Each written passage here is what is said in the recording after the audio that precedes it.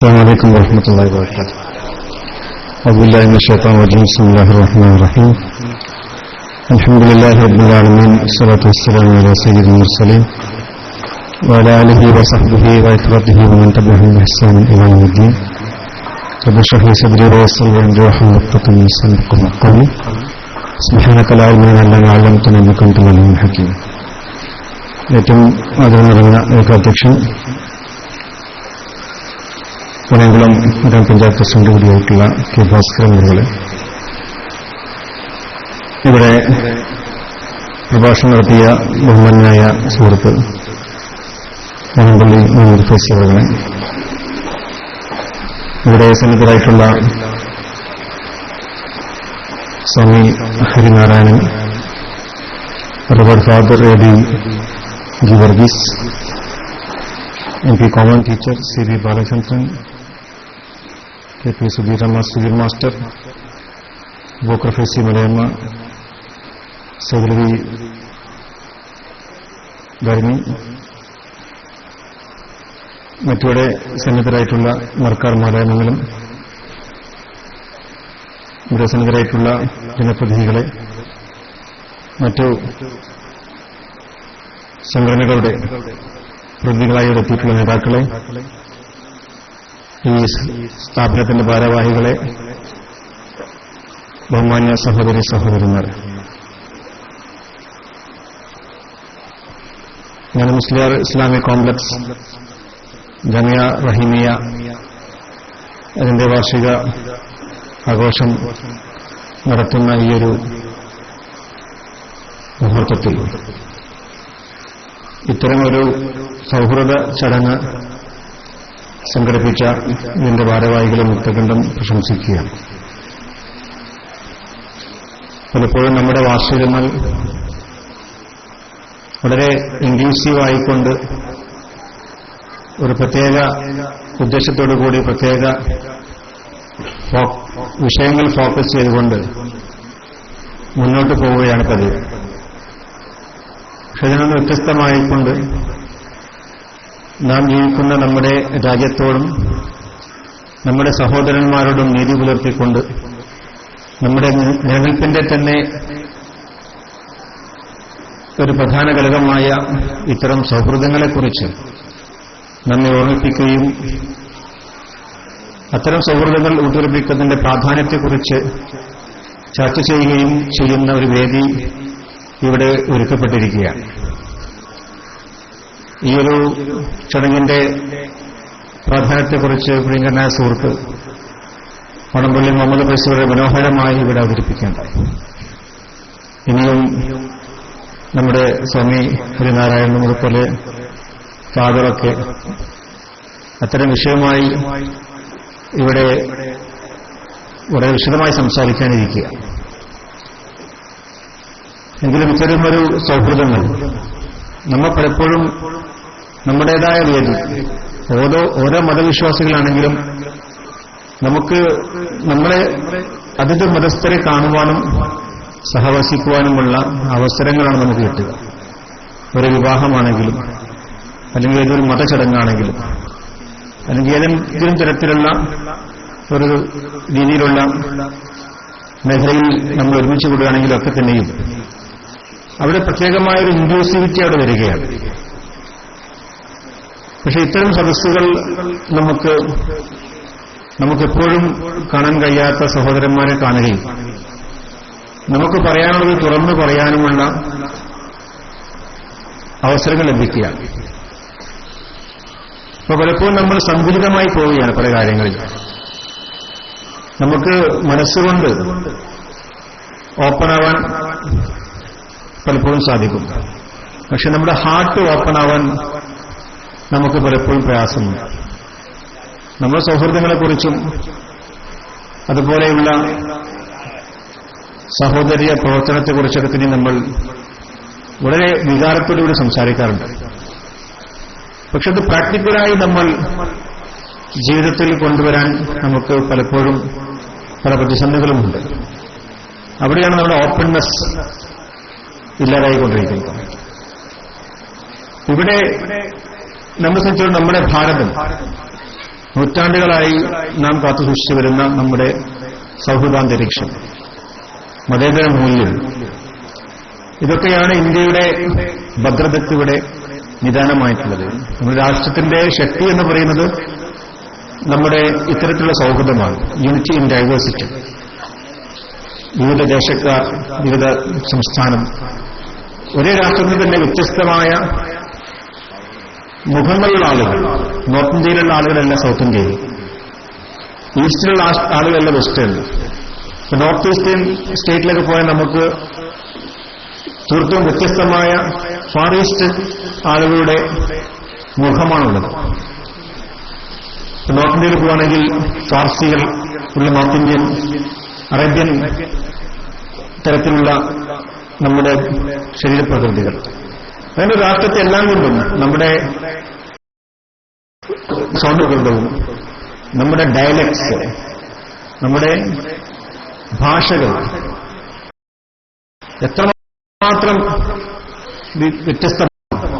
കേരളത്തിലെ നമ്മുടെ ഭാഷ തിരുവനന്തപുരത്ത് നിന്നും കാസർഗോഡ് വരെ പോകുമ്പോൾ ഉണ്ടാവുന്ന വ്യത്യാസം, കാശ്മീരിൽ പോകുമ്പോൾ ഉണ്ടാവുന്ന ഭാഷകളുടെയും സംസ്കാരത്തിന്റെയും വ്യത്യാസം, അതൊരു ട്രെയിൻ യാത്രയിൽ നമുക്ക് അനുഭവപ്പെടും.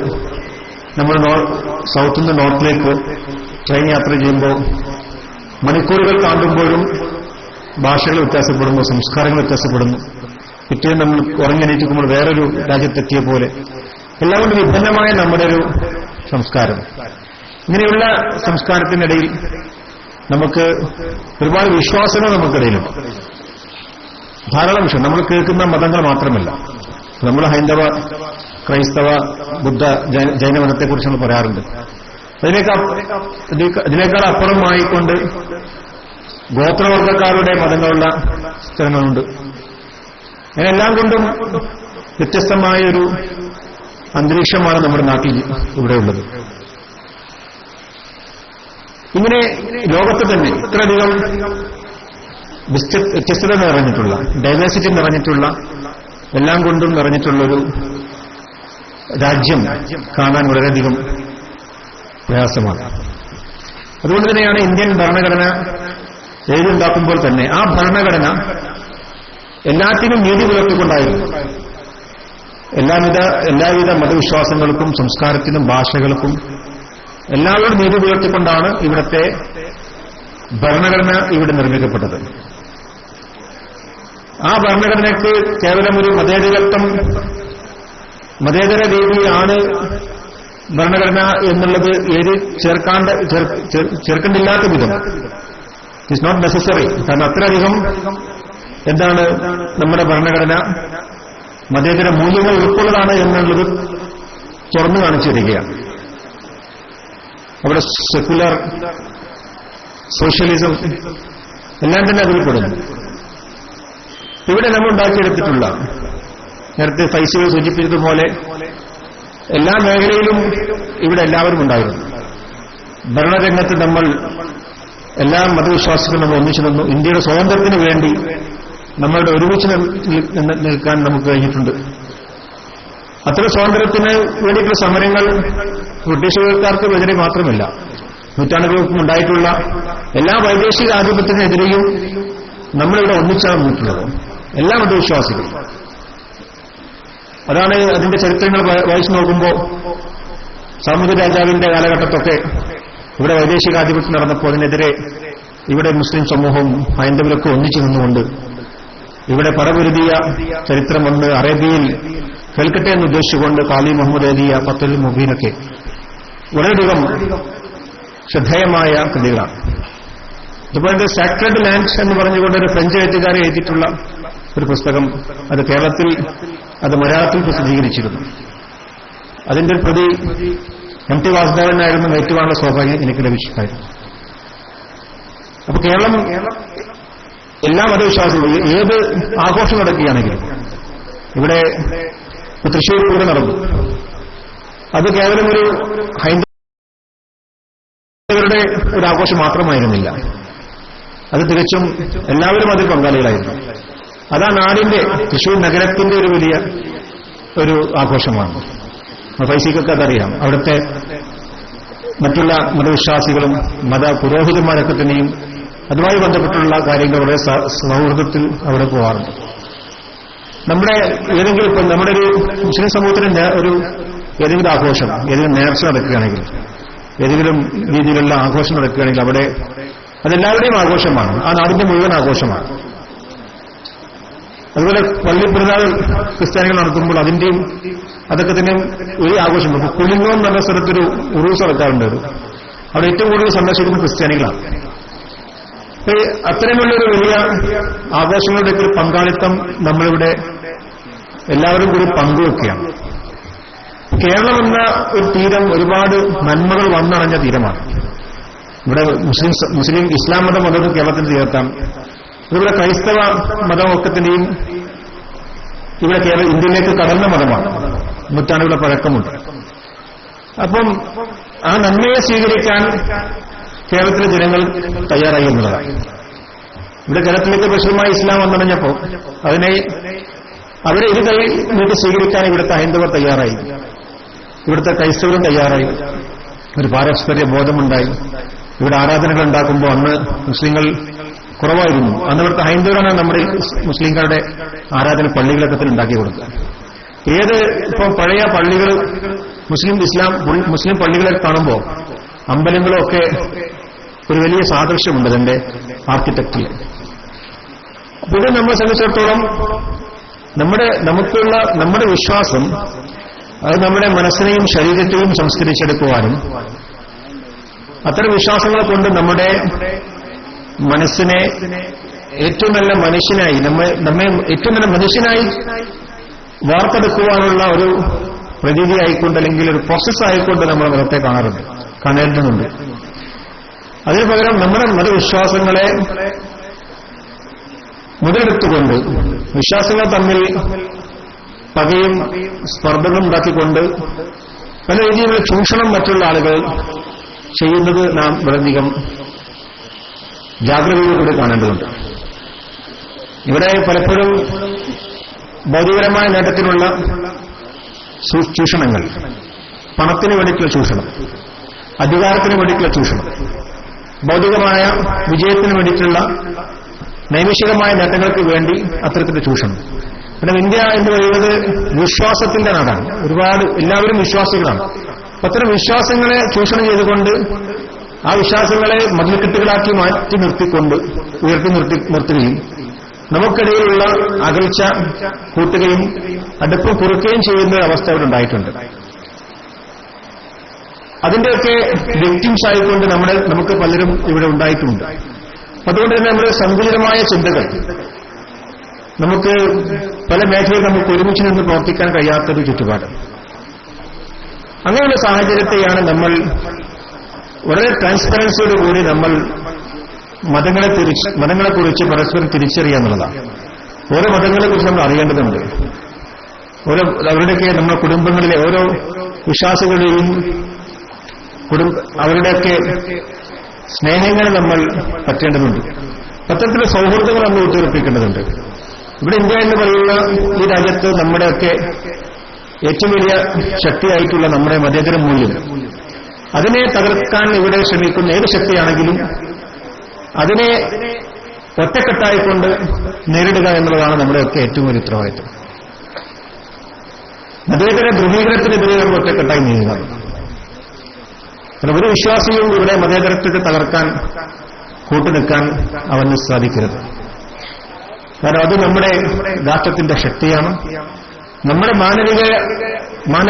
മാനവികതയുള്ള നമ്മുടെ മുഖം, മനുഷ്യന്റെ ഏറ്റവും വലിയ ഒരു മുഖമാണ് മാനവികത എന്ന് പറയുന്നത്. മാനുഷിക മൂല്യങ്ങൾ എല്ലാത്തിനും അപ്പുറം കക്ഷിരാഷ്ട്രീയ മത ജാതി ഭേദമന്യേയുള്ള നമ്മുടെ ആ ഒരു ഫീലിംഗ് വേണം നമുക്ക് എപ്പോഴും. ആ ഇന്ത്യൻനെസ് നമുക്ക് എപ്പോഴും ഫീൽ ചെയ്യേണ്ടതുണ്ട്. അങ്ങനെയുള്ളൊരു സൗഹൃദ വലയം നമ്മൾ സൃഷ്ടിക്കുകയും നമ്മൾ ഒന്നാണ് എന്നുള്ള നമ്മുടെ മാനസികമായ ഒരു വികാരം നമുക്ക് കൊണ്ടുവരേണ്ടതുണ്ട്.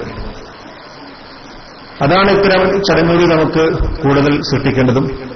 അതിനോട് ഏറ്റവും നല്ല സൗഹൃദ വലയം സൃഷ്ടിച്ചുകൊണ്ട് നമ്മുടെ രാഷ്ട്രത്തിന്റെ അഖണ്ഡതയ്ക്കും ഐക്യത്തിനും ഭദ്രതയ്ക്കും വേണ്ടി നമ്മൾ നിലകൊള്ളാൻ നമുക്ക് സാധിക്കേണ്ടതുണ്ട്. ഞാൻ കൂടുതൽ സംസാരിക്കുന്നുണ്ട്. ഒരുപാട് പ്രഗത്ഭരായിട്ട് ആളുകൾ നേരത്തെ വന്നവരുണ്ട്. അവർക്ക് സമയം കൊടുക്കേണ്ടതുണ്ട്. ഇത്തരമൊരു ചർച്ചകളിലൂടെ നമുക്ക് നല്ല രാഷ്ട്രത്തെ നിർമ്മിക്കാൻ എന്നും ബഹുമാനത്തോടുകൂടി, പാരസ്പര്യ ബഹുമാനത്തോടുകൂടി നമ്മൾ മുന്നോട്ട് നീങ്ങുവാനും അതിലൂടെ വളർന്നു വരുന്ന തലമുറ ഏറ്റവും വിശാലമായ കാഴ്ചപ്പാടോടുകൂടി എല്ലാ സമൂഹത്തിന്റെയും ഉയർച്ചയ്ക്ക് വേണ്ടി നിലകൊള്ളുന്ന ഒരു നല്ല അന്തരീക്ഷം ലോകത്തുണ്ടാവട്ടെ എന്ന് പ്രാർത്ഥിച്ചുകൊണ്ട് എല്ലാ വിജയങ്ങളും നേർന്നുകൊണ്ട് ബിസ്മില്ലാഹിർ റഹ്മാനിർ റഹീം എന്ന വചനം കൊണ്ട് ഉദ്ഘാടനം നിർവഹിക്കുന്നു. അസ്സലാമു അലൈക്കും വറഹ്മത്തുള്ളാഹി വബറകാതുഹു.